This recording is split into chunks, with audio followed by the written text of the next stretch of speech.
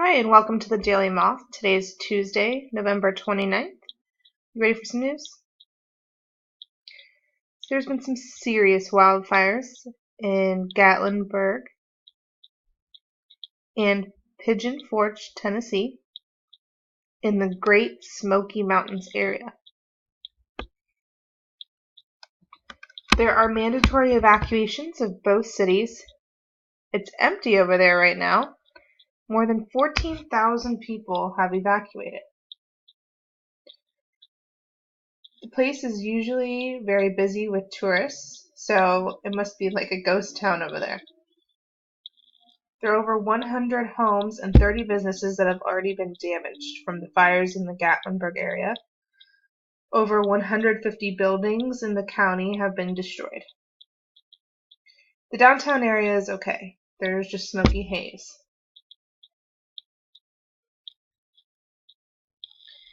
There are over 1,000 people in shelters.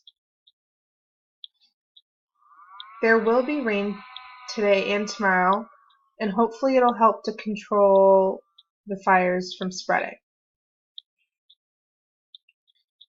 There's been a drought in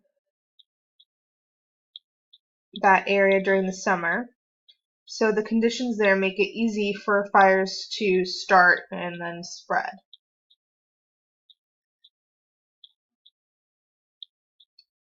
So Gatlinburg is getting a lot of attention, but this USA Today image shows that there are many other wildfires in the area, with many firefighters busy trying to work and bring them down.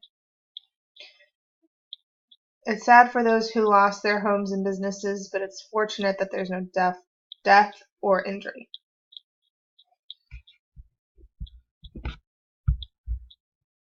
A plane with 81 people in it, including a Brazilian pro soccer team, crashed in last night in Colombia.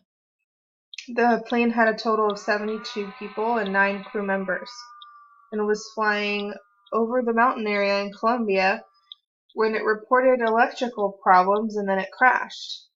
Most of the people in the plane died, but there were 6 survivors, 3 of which are players, 2 crew members, and a journalist. The name of the team is Chapecoense, and they were on their way to Colombia to play in the championship match of the Copa Sudamericana tournament on Wednesday. One of the players who survived is a 27-year-old defender, Alan Russell.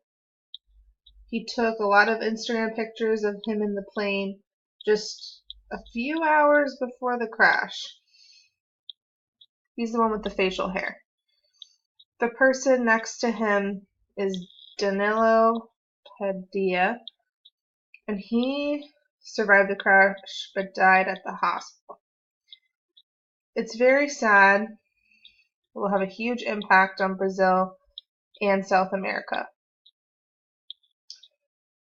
The football club's Twitter account posted the team logo in black to mark the sad event.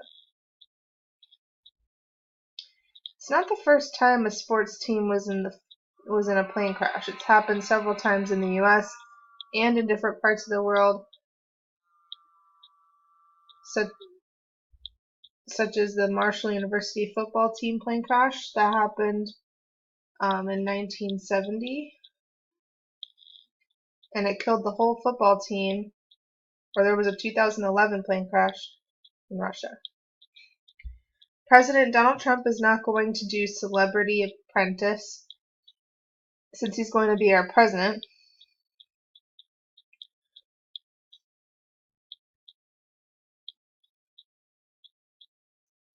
So who's going to be the next host? Well, it's Arnold Schwarzenegger. So he will be the head for the new Celebrity Apprentice, and that's going to start on January 2nd. Trump's favorite line was, "You're fired." So We'll find out what Schwarzenegger's favorite will be. It might be, you won't be back. It won't be in New York City, it'll be in LA. So some of the competitors are Ali, Wabastar, Lisa Leslie, Jersey Shore Snooki, and Ricky Williams. So does this mean that Schwarzenegger will run for president later on? It wouldn't be possible because he was born in Austria.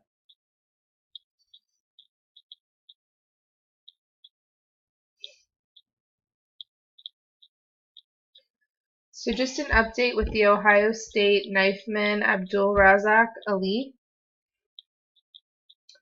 He is 18 years old. Yesterday I said he was 20.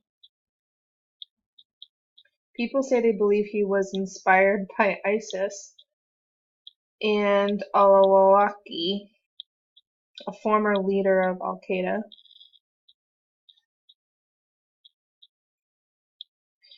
Abdul wrote several Facebook postings and before the stabbing that had some references to that. He said he was sick and tired of seeing Muslims killed and tortured. He also said America should stop interfering with other countries, especially Muslim people. Seems like he's a lone wolf, and there is no evidence of coordination with ISIS. Abdul was born in Somalia, and then he moved to the United States with 7 people in his family in 2007. All of them have green cards and are all legal permanent residents. A deaf man, Abraham Z., will receive a $250,000 settlement from the Arlington County, which is in Virginia, Sheriff's Office. You may wonder why, and it's because they did not provide an ASL interpreter for him when he was arrested because he was accused of stealing another man's iPad. He was in jail for 6 weeks in 2014. He said he did not even know what his charges were. He also said in jail that he had to go through medical procedures without knowing what it was for or giving his consent.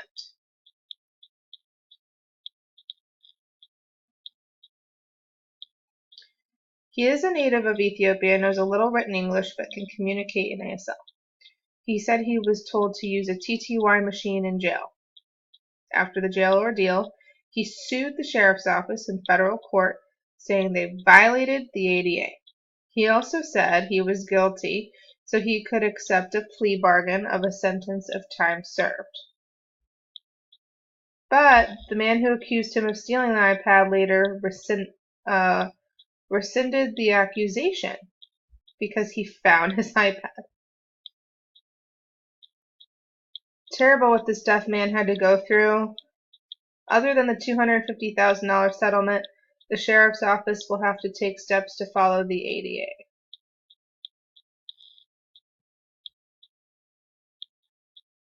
They have to get an ADA coordinator. They have to provide training and make sure that their support and services are provided. So you can see this link here for more info. Yesterday I had the opportunity to do a FaceTime interview with a deaf woman, Sarah A. Young Bear Brown. She was at the Dakota Access Pipeline site with the water protectors. Here are some of her perspectives and thoughts.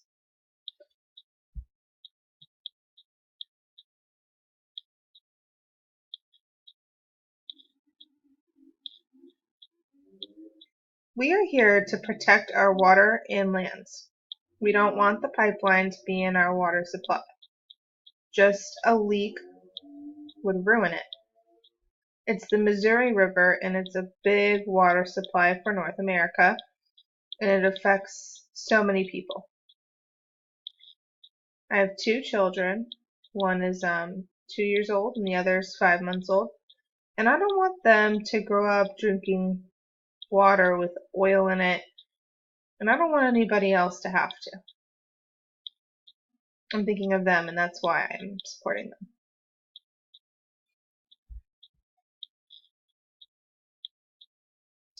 It's because most people perceive protesters as aggressive and confrontational. This is not true. Water protectors protect our land. We do prayers for the world and everything. We do peaceful protests. There are no riots. There's nothing ugly. We are keeping the peace and staying clean. That's why water protectors are better than protesters. That's an offensive term.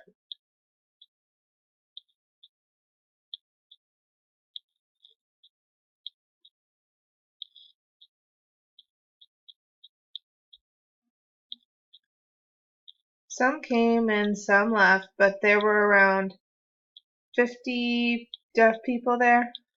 Some of them are non-Native Americans, and some of them are. They came all over from North America, even some of them from Canada. It was a good experience.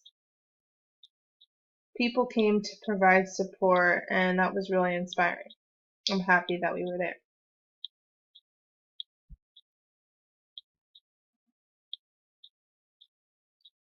I really don't know how long it will last, but I've heard some gossip that on December 5th, people will force us to vacate the camp, but some say that's not true.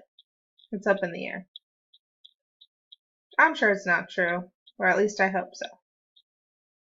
As a part of water protectors, what will satisfy our demands is that we are staying to protect our land, and I hope they will leave our land alone.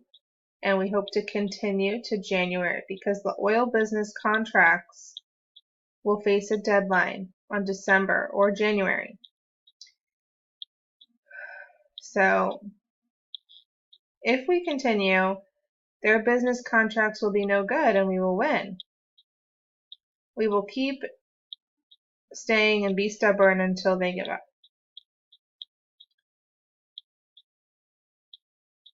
Some people have been staying there for a very long time, since April, inside of their tents, and they're still there.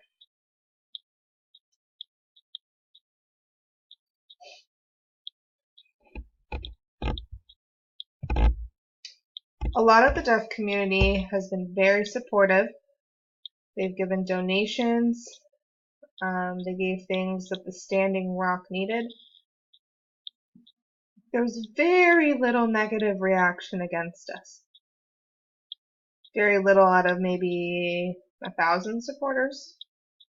From what I've seen, a lot of deaf community members are very supportive. It's very good.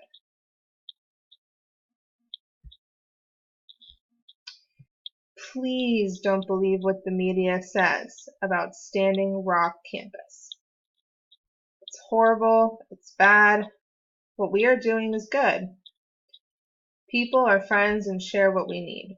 We help each other quickly, and even the interpreters who came, I'm very inspired with them and their time. They volunteer and they didn't even get paid. They've done a lot for us. As far as the deaf people who came, I feel happy that they came to support, to show the deaf community is there to support. And it was a wonderful experience for me to go, and I'm grateful for the opportunity.